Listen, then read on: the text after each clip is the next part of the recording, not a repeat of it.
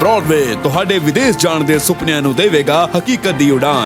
नमस्कार दोस्तों, मैं अमरजीत ब्रॉडवे इमिग्रेशन सर्विसेज से लगातार कोशिश इस चैनल के जरिए कनाडा स्टडी वीज़ा को लेके हर लेटेस्ट इंपॉर्टेंट अपडेट आपसे शेयर करते हैं। सो आज हम जो टॉपिक है जिसके ऊपर मेनली बातचीत करेंगे कि कैसे प्रोफाइल्स या कैसी फाइल्स हैं जो अपने वीज़ास 100% हासिल कर रही हैं। तो सबसे पहले और इम्पॉर्टेंट चीज़ होती है कनाडा के अंदर, that is relevancy of course. ये सबसे इम्पॉर्टेंट चीज़ है टेक्निकल पॉइंट्स के अलावा, और इसी में ज़्यादातर बच्चे मिस्टेक्स करते हैं। डिप्लोमा पढ़ने के चक्कर में कई बार डिप्लोमा रेलेवेंट नहीं होता, रेलेवेंट डिग्री होती है बट वो डिप्लोमा ले लेते हैं या वाइस वर्सा भी कर लेते हैं। तो सबसे पहले रेलेवेंसी ऑफ कोर्स, आज की डेट में बात करें तो तकरीबन आर्ट्स वालों को अच्छा रिलैक्सेशन इस पे है, आज की डेट में उनके वीज़ाज अच्छे आ रहे हैं। दूसरी चीज़ है का इसका एसडीएस होना। अगर आपका प्रोफाइल एसडीएस है, उसके 6 ओवरऑल हैं आल्स के, या पीटी 60 है, तो आप ये मान के चलो दोस्तों, as far your course is relevant, you having a good IELTS PT score जो एसडीएस के लिए सफिशिएंट हो। इट डजंट मैटर कि आप गवर्नमेंट कॉलेज में फाइल लगा रहे हैं या प्राइवेट कॉलेज में लगा रहे हैं, दोनों के अंदर ही वीज़ा सक्सेस रेट इक्वली देखने को मिल रहा है। ये एक शानदार पॉइंट है इस समय।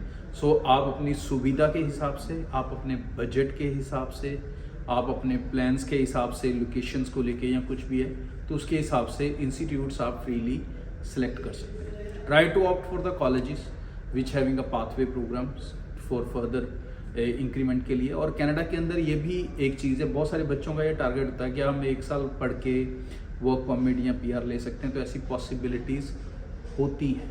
जी हाँ, ये मैं अब इसलिए डिस्क्लोज करने लगा हूँ ऐसी चीज़ें बिकॉज हम बहुत जल्द पीआर के अंदर डील करने जाएंगे कनाडा के लिए। तो मैं बता दूँ कि इसी की जो रिसर्च है उसमें ये हमने फाइंड आउट किया है कि आप जब 1 साल स्टडी करते हो उसके बाद अगर आप किसी एम्प्लॉयर के साथ LMIA ले लेते हो तो भी आप वर्क परमिट और पीआर का रास्ता बना सकते हो, रेदर देन ए ट्रेडिशनल क्या होता है, 2 साल पढ़े, 3 साल वर्क परमिट, 1 साल एक्सपीरियंस एंड फिर पीआर। तो कई तरीके से कनाडा आपके लिए फ्लेक्सिबल है। निश्चिंत बेफिक्र होकर अपने कॉलेजेस इंस्टीट्यूट्स की सिलेक्शन करें।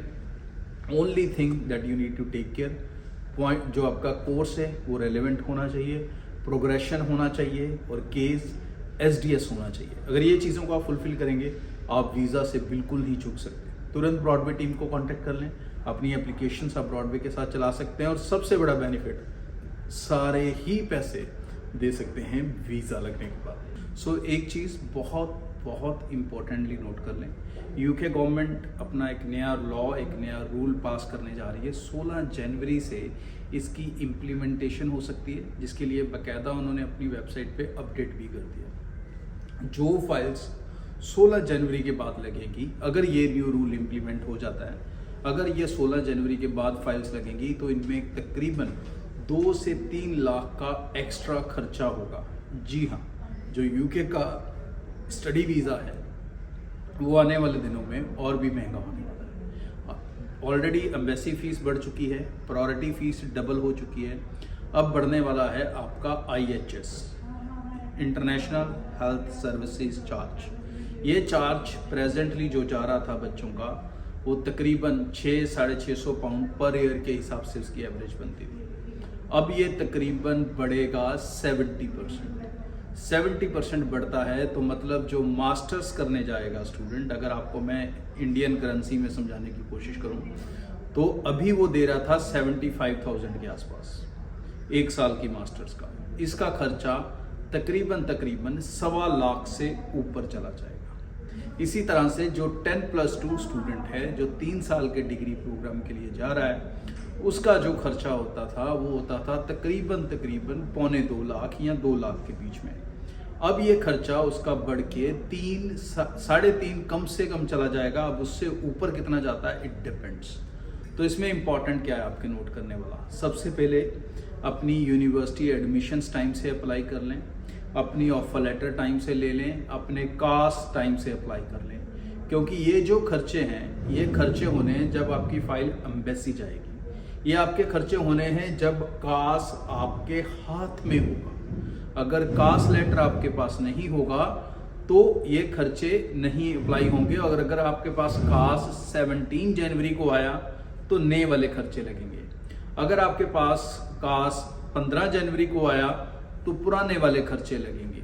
तो इसके लिए इम्पॉर्टेंट है कि आप अपनी फाइल को टाइमली प्रोसेस करते रहें, उसे किसी भी एरिया के अंदर डिले ना करें, क्योंकि कोई भी कंसल्टेंट, कोई भी एजेंट जिसके पास भी आपने अप्लाई किया होगा, चाहे आपने पैकेज में अप्लाई किया होगा, चाहे हमारे पास भी किया होगा, ये जो एक्स्ट्रा चार्जेस हैं ये एक्स्ट्रा ही लगेंगे, ये उसमें पहले वाली डील्स में इंक्लूड नहीं होंगे किसी के।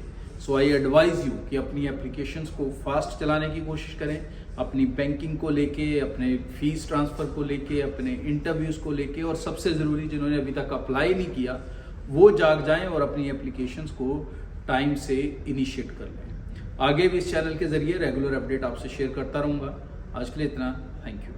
ब्रॉडवे ਤੁਹਾਡੇ ਵਿਦੇਸ਼ ਜਾਣ ਦੇ ਸੁਪਨਿਆਂ ਨੂੰ ਦੇਵੇਗਾ ਹਕੀਕਤ ਦੀ ਉਡਾਨ।